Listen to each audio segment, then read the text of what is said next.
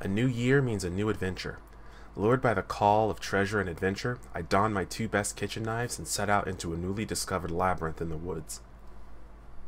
Ancient magic is my least favorite thing to deal with next to bagpipe players, so when I found out the dungeon had given me Samus Aran syndrome, making me forget all my fighting skills, I wasn't pleased. Even though the ruins were smart enough to make me forget everything I had learned through years of training under waterfalls and in ice baths, it luckily wasn't smart enough to make me forget how to relearn, which is a lot easier to do the second time around.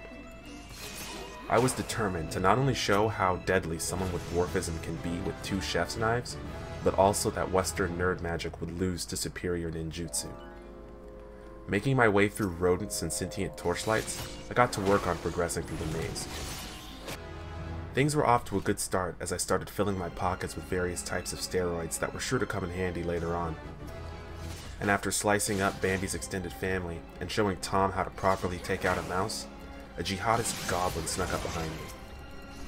Armed with the leftover fireworks from New Year's, he did his best to show me the error of my infidel ways, but the blast went off closer to him than me, and he only accomplished blowing off his own fingers before I slid my blades into his ribs. After helping myself to some more treasure, I set off a trap laid by a Disney witch that turned me into a frog. And on my way down to the next floor, I met a prince. He was a soy boy not really worth mentioning, but it was enough to undo the curse. And to think I did this without singing a single song. Disney princesses could learn a thing or two from me. On the next floor, as I reluctantly took on one of God's mistakes, another jihad goblin tried to sneak by, but I wasn't about to let him finish the job his brother started, so he had to go. Afterwards, I temporarily activated my Sharingan bloodline technique that showed I was about to carelessly leave behind a treasure chest. Thanking Sasuke-sensei to myself, I went back for it, and then proceeded to the next floor. All the rooms on this floor had been blessed by the one and only Sonic the Hedgehog, increasing my speed in just about every way. Before I could get used to it though, I ran into a mine. From beyond the grave, the twin terrorists were determined to ruin my day and stop my progress. Immediately, I administered first aid to my detonated limbs and killed another rock abomination. I had to be more careful. The terrorist cell could be a lot bigger than I know. It was time to leave Sonic's natural habitat, and I left disappointed that I didn't get to see the blue blur himself. The next area had left my skin as soft as a newborn's for some reason, and I felt as weak as those shut-in spellcasters. I searched my bag of goodies for something to remedy this, but came up empty-handed. I moved forward knowing that one good hit would leave me crying on the floor like a school bully's victim. More of my power was returning though, as I remembered one of my strongest moves, on all fours. Sadly, you have to subscribe to my non-existent Patreon to see what this looks like and how effective it is against my opponents. With the threat of demonetization, I continued deeper. My weakness had gone away, and I remembered that I carried a satchel of significantly cheaper and disposable knives, perfect for throwing. 2 beetles, bigger than me, started a fight, and I used my shadow jutsu to create a barrier so they wouldn't touch me directly.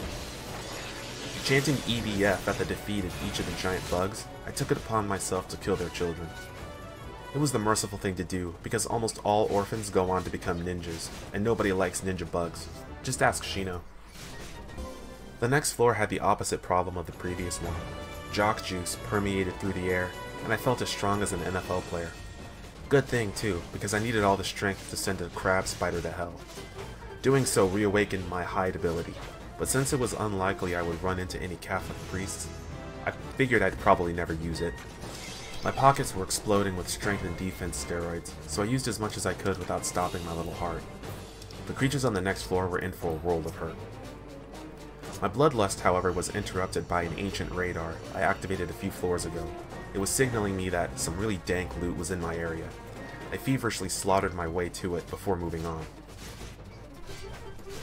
This floor only had one monster, and though I wasn't sure what the hell I was looking at, I was sure that my veins still had crunk juice in them, so I wasn't scared. The cowardly flying beast was too heavy to fly out of my range, but that didn't stop him from trying to fling dust in my eyes. I was too fast to be hit by most of his moves, and what I couldn't dodge, I blocked with my shadow scapegoat. He went down easy enough, and past him was a nice clear area that I decided to use for rest. Not sure how many chances I'll get to relax in here, so I'll take every chance I can get. So far, the challenges have been bearable. Woodland creatures, terrorists, and giant bugs weren't going to stop me from becoming the #1 pro king of the Hokage.